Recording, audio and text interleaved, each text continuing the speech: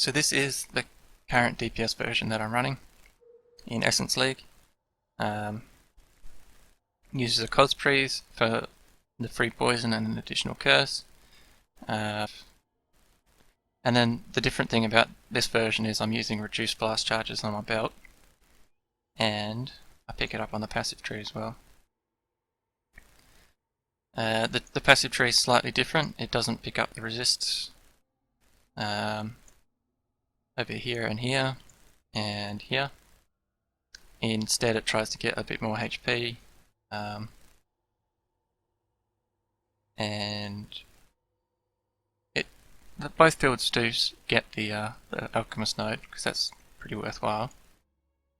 But yeah, the reduced blast charges gained is, along with the belt, is really good because it allows you to use, instead of using roomies twice, you get 3 uses out of it, and same goes for Atziri's Promise, 3 uses. The best part is, I think you get 5 uses out of your Quicksilver, so if you're stuck on one side of the map, you can run all the way to the other without running out of pots. And you go rather fast, especially when Val Haste is up. That's why I call the character Speedy Roomba. Obviously the ascendancy is different because you're using poison. You still go the same route. Normal, you pick up Unstable, Cruel, Deadly Infusion. And then you don't actually have to do the other 2 until you're able to do Uberlab. Unless you have a way of poisoning, so either Cosprees with a curse, or the poison gem, or I think that's the only way. You do get the maim on hit against poison enemies, and you get a 30% increased effect duration on once you've killed the maimed enemy. So it's worth getting, but the main reason you're coming this way is for toxic delivery. The 100% more damage for poison if it's applied with a crit, and because Blade Vortex, when it's all powered up, has about 80% crit, it's fairly consistent.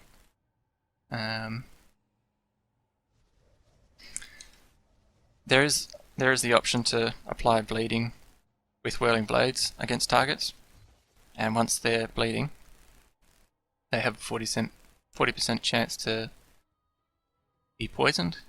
But I find that not as reliable or as quick as just using another way of applying the poison. So Cosprees is the easy way, but it's the expensive way.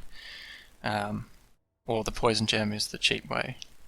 So I leveled with this character using a 5-link, and it was just Spell Echo, Control Destruction, Blade Vortex, Increased Area of Effect, and Poison. And I bought the 5-link for like 5 chaos early in the league, and that got me all the way to level 85 before I had enough currency to buy a Cospree. Now you might be wondering, why is he using a helmet for his main link of his Blade Vortex? Well, that's because the helmet mod from the Essence of Insanity is actually better than using a 5-link Cospree, and it's debatably better than using a 6-linked as well. The Socketed Gems gain 50% physical damage as extra lightning is far better than getting added fire damage from the support gem, and pretty much, yeah, it's better than using the crit multi gem as well, because it allows you to shock. It allows you to use Vinkdars for 20% instant life leech and mana leech, and shocked enemies take 50% more damage. So yeah, it's good to say the least. And using it, do I have one? Yeah, I have another one that I've crafted, which is decent. And then there's one here that's trash. So I'll check and show you how much it costs at the moment. Essence of Insanity. I'll start with Insanity. I think they're around about 7 to 8 chaos, 6 chaos. And if you use it on a helmet, it gives the physical damage as extra lightning That way, you don't have to worry about 6 linking or 5 linking your chest. And you just put your 4 link blade vortex in your helmet. This guy hasn't worried about getting the attack speed on his dagger because I mainly only use whirling blades, flame dash as an escape method now, because most of my mobility is gained from having the fast movement speed from the 5-use quicksilver flasks. Alright, I'll do a quick annoying map and just give you a showdown of the strengths and weaknesses of the build. It relies on... What's this going? This guy's watched my stream a couple times, but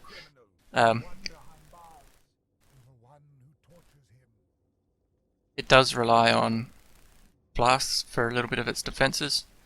See, without any flasks up, it's got only a little bit of evasion, no armor. So physical reflect is a problem. But with flasks, it gets 59% physical reduction, 61% attack block, and 53% spell block. And generally, throughout pack clearing, you're able to maintain your flasks. And because you're able to use 3 charges of roomies, most bosses are dead by, 5 seconds times 3, 15 seconds. They might not be dead, but at least if they spawn adds, you'll generally get your flask charges to sustain. The other massive survivability is using decoy totem in this build. Found it to be very helpful during leveling, and it can take aggro from the... Oh, that's a new card. A Beyond item. It takes aggro from a boss pretty much 100% while it's up. It's great for doing Uber Lab, it's great for doing Zeri. It messes with their AI so that they generally don't see you. This won't be the fastest map because temp chains reduces the movement speed of the character. But I'll try and rush the boss and do an encounter. Buffed DPS 60k. That's with the flask up, and I think with Val Haste. Decoy Totem's also great for the essence encounters. Takes majority of your damage away from the character. So yeah, let's see. 64k with Val Haste and flasks.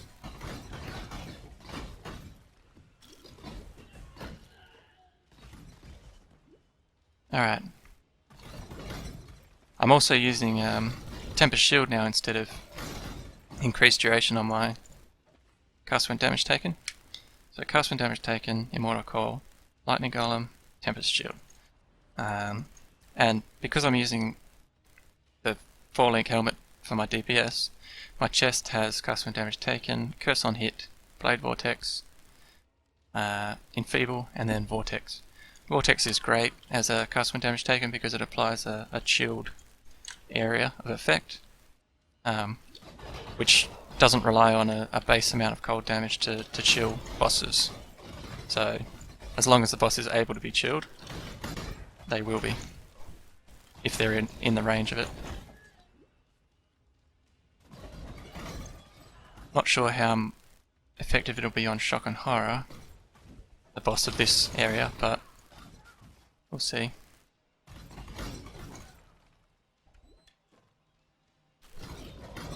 So there's crit multi, reduced life, temp chains, +4 projectiles, and beyond. So I don't think there's anything that really buffs the boss too much. She might get a few additional projectiles for some of her attacks, but I think the main laser beam, I don't know if that scales with multiple projectiles, but we'll see. Also, the Atlas progress with this character has been fairly solo. I haven't gotten too lucky with high level maps, but I have been able to get up to T13s and unlock those.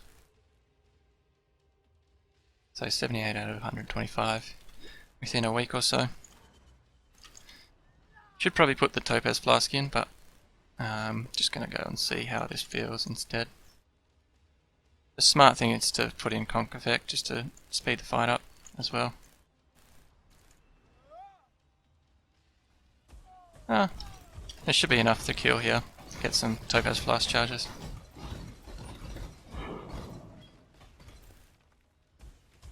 Alright. So we can build up some stacks, chuck on Val Haste, go find the boss, and kill the boss. And that's unlocked it on the Atlas for me, because you have to do a corrupted version of the map if it's a tier 11 or higher. Alright, if there's any questions, post them down in chat below or in the forum build guide, and I'll be happy to let you know. Thanks for watching, and I'll catch you later.